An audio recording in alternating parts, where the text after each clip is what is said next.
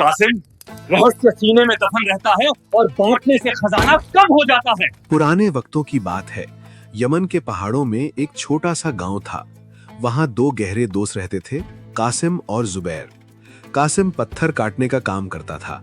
वो गरीब था, मगर उसका दिल सोने का था। वो अपनी सूखी रोटी भी दूसरों के साथ बांटकर खाता। दूसरी तरफ जुबैर एक लालची सौदागर था। उसके पास पैसा तो था, लेकिन नीयत में खोट थी। वो हमेशा यही सोचता कि कैसे रातों रात दुनिया का सबसे अमीर आदमी बन जाए। गांव वाले अक्सर कासिम को समझाते, कासिम, जुबैर की दोस्ती पर इतना भरोसा मत कर, सांप कभी सगा नहीं होता। मगर कासिम हंसकर टाल देता, बचपन का यार है, मेरा बुरा नहीं चाहेगा। एक शाम जुबैर भागता हुआ कासिम के पास आया। उसका चेहरा पसीने से तरबतर था, मगर आंखों में अजीब सी चमक थी। उसने एक पुराना फटा हुआ नक्शा कासिम के सामने फैला दिया। कासिम, देखो, मुझे वादिये जिन, वैली ऑफ जिन्स के उस खोए हुए खजाने का नक्शा मिल गया है, जिसका जिक्र हमारे दादा परदादा किया करते थे। सुना है वहां सुलेमानी दौर का सोना छिपा है। कासिम झिझका, जुबैर, वो इलाका शापित है, वहां से कोई जिंदा वापस नहीं आता। जुबैर ने उसे अपनी बातों में फंसा लिया। अरे कासिम, हम दोनों मिलकर जाएंगे। तुम पत्थर काटने में माहिर हो, रास्ते की रुकावटें हटा देना। जो मिलेगा आधा तुम्हारा, आधा मेरा। फिर तुम्हारी गरीबी हमेशा के लिए खत्म। दोस्त की कस्मों पर भरोसा करके कासिम तैयार हो गया।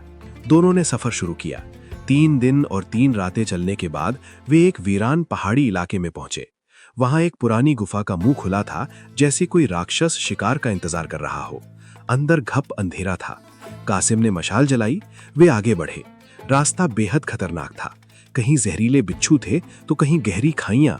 कासिम अपनी छेनी हथौड़े से चट्टाने काटता और जुबैर के लिए रास्ता बनाता गया। जुबैर बस पीछे पीछे चलता और मुस्कुराता रहा। उसे सिर्फ सोने की चमक दिखाई दे रही थी। आखिरकार वे गुफा के आखिरी हिस्से में पहुंचे। वहां एक बड़ा सा लोहे का दरवाजा था।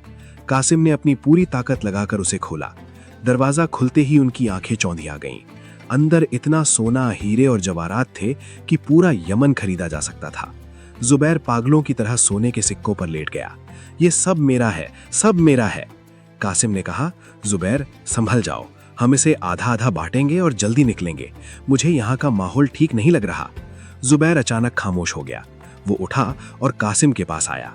उसकी आंखों में अब दोस्ती नहीं, खून सवार था। जुबैर ने कहा, कासिम, मेरे भाई, मसला ये है कि अगर मैं इसे आधा बांट दूंगा तो मैं बादशाह कैसे बनूंगा? बादशाहत तो अकेले की होती है। इससे पहले कि कासिम कुछ समझ पाता, जुबैर ने उसे एक जोरदार धक्का दिया। कासिम संभल न सका और खजाने वाले कमरे के बीच में बनी एक अंधी खाई, डीप पिट में जा गिरा। वो चीखता हुआ नीचे अंधेरे में समा गया। जुबैर ने ऊपर से झांका और कहा, माफ करना दोस्त, तुम्हारी हिस्सेदारी यहीं खत्म होती है। जुबैर ने जितना सोना समेट सकता था समेटा और दरवाजा बाहर से बंद करके एक भारी चट्टान अड़ा दी, ताकि कासिम कभी निकल न सके। कासिम एक ठंडे पथरीले फर्श पर गिरा। उसे चोटें आई थीं, मगर अल्लाह का करम था कि वो जिंदा था। चारों तरफ इतना अंधेरा था कि उसे अपना हाथ भी नहीं दिख रहा था। वो चीखा, जुबैर, मुझे मत छोड़ो, लेकिन जवाब में सिर्फ उसकी अपनी आवाज गूंजी। घंटों बीत गए। भूख और प्यास से उसका दम निकलने लगा। उसे यकीन हो गया कि अब उसकी मौत पक्की है। तभी उसे अंधेरे में एक हल्की सी नीली रोशनी दिखाई दी। वो घिसटते हुए उस रोशनी की तरफ बढ़ा। वहां एक इंसानी कंकाल पड़ा था, जिसने अपने हाथ में एक छोटी सी डिब्बी जकड़ रखी थी। कासिम ने कांपते हाथों से वो डिब्बी उठाई। जैसे ही उसने ढक्कन खोला, एक तेज खुशबू फैली और गुफा रोशन हो गई। डिब्बी में काला सुरमा भरा था।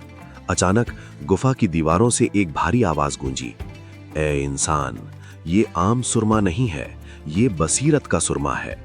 इसे अपनी आंखों में लगा, तुझे वो रास्ते दिखाई देंगे जो आम नजरों से छिपे हैं। लेकिन याद रख, अगर तूने इसका इस्तेमाल लालच के लिए किया तो ये तुझे हमेशा के लिए अंधा कर देगा। कासिम डरा, लेकिन उसके पास कोई चारा न था। उसने बिस्मिल्लाह पढ़कर अपनी दाहिनी आंख में सुरमे की सलाई फेरी। सुरमा लगते ही जलन हुई, लेकिन जब उसने आंख खोली तो वो हैरान रह गया। उसे घप अंधेरे में भी सब कुछ दिन की तरह साफ दिखाई दे रहा था।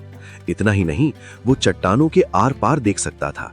उसने देखा कि जिस खाई में वो फंसा है, उसकी एक दीवार के पीछे ताजा पानी का झरना बह रहा है और बाहर निकलने का एक गुप्त रास्ता भी है। उसने अपनी छेनी उठाई और दीवार तोड़ी, पानी पिया और उस गुप्त रास्ते से होता हुआ कई दिनों की मशक्कत के बाद जंगल में बाहर निकल आया। वो बच गया था, लेकिन उसका दिल टूट चुका था। उसने कसम खाई कि वो जुबैर से अपना हक मांगेगा। कासिम अपने गांव वापस नहीं गया। वो भेस बदलकर एक दूसरे शहर में रहने लगा। उस सुरमे में गजब की तासीर थी। जब वो उसे लगाता तो जमीन के नीचे छिपा पानी, पहाड़ों में दबी जड़ी बूटियां और लोगों के दिलों में छिपा सच उसे धुंधला धुंधला दिखने लगता था। उसने लोगों की मदद शुरू कर दी। जहां लोग पानी के लिए तरसते, कासिम बता देता कि यहां खोदो 20 हाथ नीचे पानी है। वो बीमारों के लिए नायाब जड़ी बूटियां ढूंढ लाता। धीरे धीरे उसकी शोहरत फैल गई। लोग उसे वली बाबा समझने लगे। उसके पास अब दौलत भी थी और इज्जत भी, मगर वो अभी भी जमीन पर सोता और जुबैर को भूला नहीं था। उधर जुबैर कासिम को मारने और खजाना लूटने के बाद शहर का सबसे अमीर आदमी बन चुका था। उसने बड़े बड़े महल बनवाए, मगर हराम की दौलत उसे सुकून न दे सकी।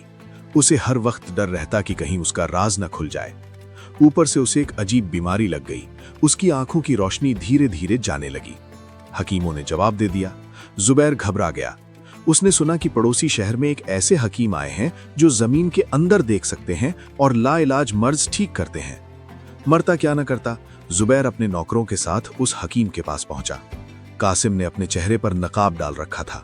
जुबैर उसे पहचान न सका। जुबैर ने गिड़गिड़ा कर कहा, हकीम साहब, मेरी आंखें ठीक कर दें, मैं आपको मुंह मांगा सोना दूंगा। कासिम ने सुरमा लगाया और जुबैर के अंदर झांका। उसने देखा कि जुबैर का दिल अब बिल्कुल काला हो चुका है। वहां पछतावे की एक बूंद भी नहीं थी। कासिम ने अपनी आवाज बदलकर कहा, तुम्हारी बीमारी का इलाज है, मगर तुम्हें अपनी सबसे कीमती चीज की कुर्बानी देनी होगी। जुबैर बोला, मैं तैयार हूं। दौलत, जायदाद?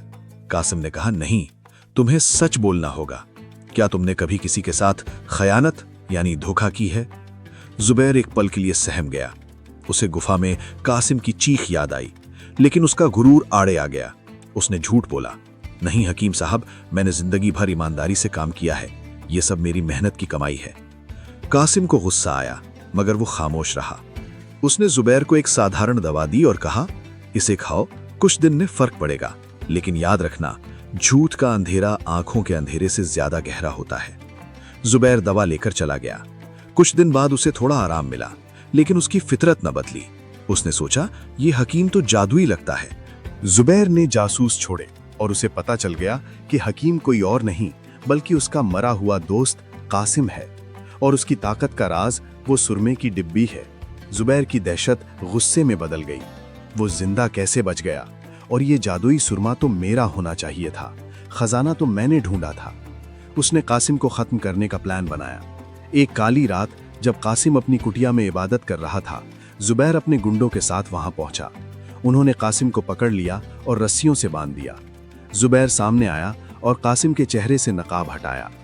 तो तुम जिंदा हो कासिम, मैंने तुम्हें गहरा दफनाया था, मगर तुम कीड़े मकोड़ों की तरह निकल आए। कासिम ने इत्मीनान से कहा, जुबैर, जिसे अल्लाह रखे उसे कौन चखे। तूने दौलत के लिए ईमान बेचा, मैंने सब्र किया तो अल्लाह ने मुझे ऐसी दौलत सुरमा दी जो कभी खत्म नहीं होती। जुबैर हंसा, अब ये सुरमा भी मेरा होगा। उसने कासिम की जेब से वो तिलस्म सुरमे की डिब्बी निकाल ली। कासिम ने चेतावनी दी, जुबैर, इसे मत खोलना, ये सिर्फ नेकी के लिए काम करता है, लालची इंसान को ये जला देगा। जुबैर ने कहा, मुझे मत सिखा, अब मैं जमीन के नीचे छिपा सारा खजाना देखूंगा और पूरी दुनिया पर राज करूंगा। उसने लालच में आकर सुरमे की सलाई डिब्बी में डुबोई। कासिम चिल्लाया, रुक जा जुबैर, ये तेरी तबाही है। मगर जुबैर ने नहीं सुना। उसने ढेर सारा सुरमा अपनी दोनों आंखों में भर लिया। सुरमा लगती ही जुबैर खुशी से चिल्लाया, हाँ, मुझे सब दिख रहा है, दीवारें गायब हो रही हैं, मुझे सोना दिख रहा है। लेकिन अगले ही पल उसकी हंसी चीख में बदल गई। मेरी आंखें जल रही हैं, आग, आग। जुबैर जमीन पर लौटने लगा। उसे अब खजाना नहीं बल्कि भयानक आग और डरावने मंजर दिखाई दे रहे थे। उस सुरमे ने उसकी लालची रूह को जलाना शुरू कर दिया था। गुफा वाली वो जादुई आवाज फिर से गूंजी, जो सिर्फ जुबैर और कासिम को सुनाई दी। लालच ने तुझे अंधा किया था, अब ये सुरमा तुझे हमेशा के लिए अंधेरे में धकेल देगा। देखते ही देखते जुबैर की आंखों की पुतलियां सफेद पड़ गईं। वो पूरी तरह अंधा हो चुका था। उसके गुंडे ये मंजर देखकर डर के मारे भाग गए। कासिम रस्सियां खोलकर खड़ा हुआ। जुबैर जमीन पर पड़ा रो रहा था। मुझे कुछ नहीं दिख रहा कासिम, मुझे माफ कर दो, मुझे बचा लो। अब कासिम के हाथ में तलवार थी, यानी मौका था। वो चाहता तो जुबैर का सर कलम कर सकता था। ये वही इंसान था जिसने उसे मौत के मुंह में धकेला था। कासिम ने तलवार उठाई, लेकिन फिर फेंक दी। उसने जुबैर का हाथ पकड़ा। जुबैर डर के मारे कांप गया। तुम मुझे मार दोगे? कासिम ने भारी आवाज में कहा। मैं जुबैर नहीं हूं, मैं कासिम हूं। मेरा बदला अल्लाह ने ले लिया है। तुझे मारकर मैं अपने हाथ गंदे क्यों करूं? तेरी सजा यही है कि तू अब जिंदगी भर दौलत के ढेर पर बैठकर भी उसे देख नहीं पाएगा।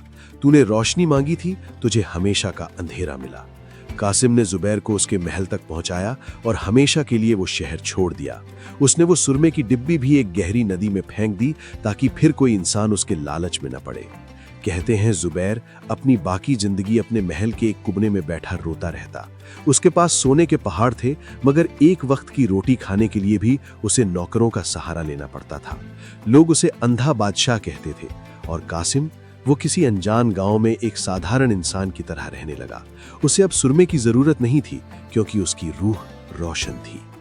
निष्कर्ष दोस्तों, भरोसा कांच की तरह होता है, एक बार टूट जाए तो जुड़ता नहीं।